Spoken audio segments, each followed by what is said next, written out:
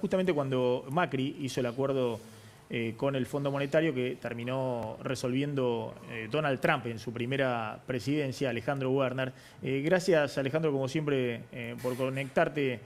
Tengo entendido, ¿estás en Estados Unidos? Estoy en Washington. ¿Qué Estás tal, en Maxi? Washington.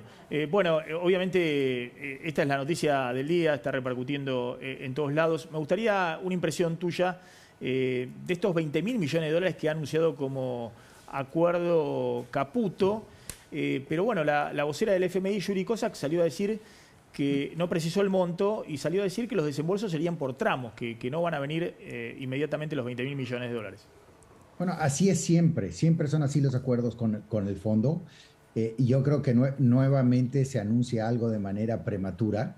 Se debió de haber anunciado junto con un Staff Level Agreement del staff, que es el documento de cierre de negociación que hace el staff, que haría Luis Cuvedú, diciendo yo terminé la negociación, ahora lo escribo un poco más largo, con gráficas un poco más lindo y lo mando al board.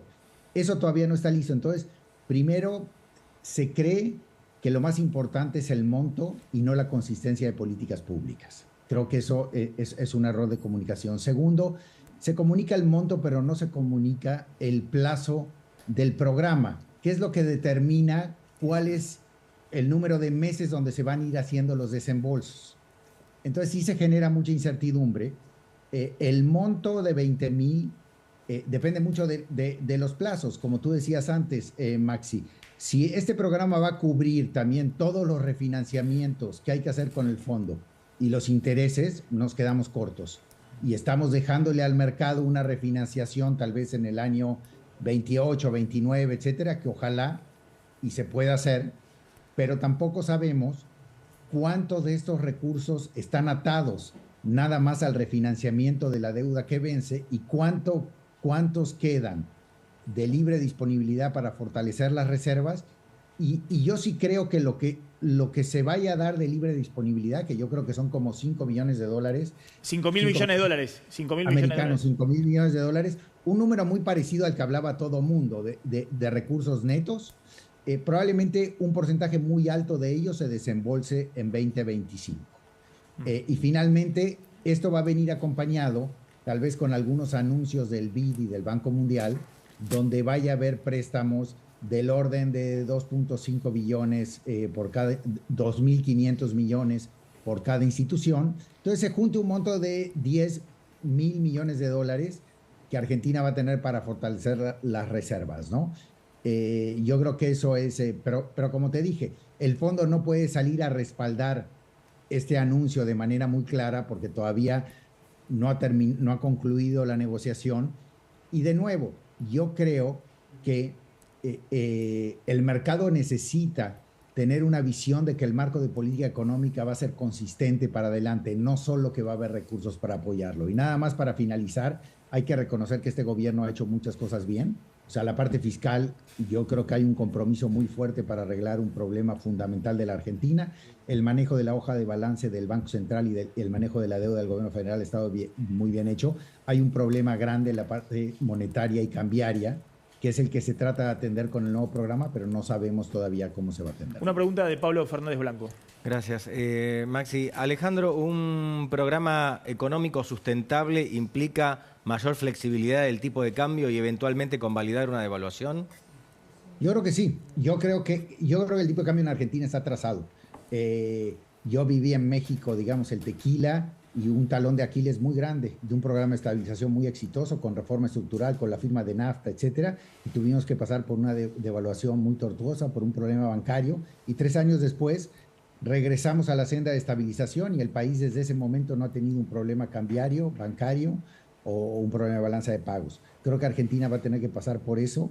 Va a haber un ajuste cambiario, no creo que se traduzca en ningún problema financiero porque Argentina no ha acumulado vulnerabilidades financieras importantes, pero para eso va a tener que liberar el cepo, flotar el tipo de cambio y en este proceso va a haber un movimiento cambiario no trivial. Pero creo que después de eso, Argentina, si se hace bien, debería retomar la senda de la estabilización y muchos de los procesos de estabilización en América Latina, el descenso de la inflación no fue lineal. Hubo años donde hubo retrocesos, donde hubo ajustes, donde hubo crisis en Asia que afectaron el proceso de estabilización en América Latina, el tipo de cambio se depreció y la inflación en lugar de bajar subió unos 5 puntos y luego retomó la senda descendente y sobre todo en Argentina, que yo creo que el compromiso fiscal es de los más sólidos que yo he visto en la historia de América Latina. Cuando vos decís un ajuste cambiario es inexorable, ¿eso tendría impacto en la inflación? Sí, pero tampoco es el fin del mundo. Es un poco lo que digo. Digo, la verdad, en Argentina la inflación muy elevada se controló. Hoy está en un proceso de inflación, lo que le llamó Dornbusch y Fischer en los 90s, inflación moderada, una inflación que está alrededor del 30-40%, entre 20 y 40% anual.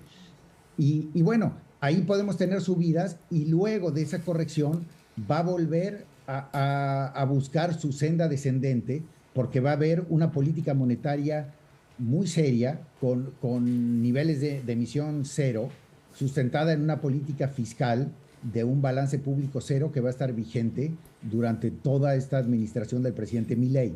Entonces sí creo que el ajuste cambiario no tiene por qué implicar que sea el fin del proyecto de estabilización y en eso sí es un error del presidente personalizar el debate sobre el nivel del tipo de cambio a un grado tal que también políticamente lo debilita si hay un cambio en el tipo de cambio. Muy brevemente la última. Alejandro, imaginémonos que el gobierno argentino recibe entre 8.000 y 9.000 millones de dólares del Fondo frescos, del Fondo Monetario y otros multilaterales. ¿Qué harías vos con la plata? ¿Qué le dirías al ministro Caputo y al presidente del Banco Central, Santiago Gausili, que hicieran con ese dinero?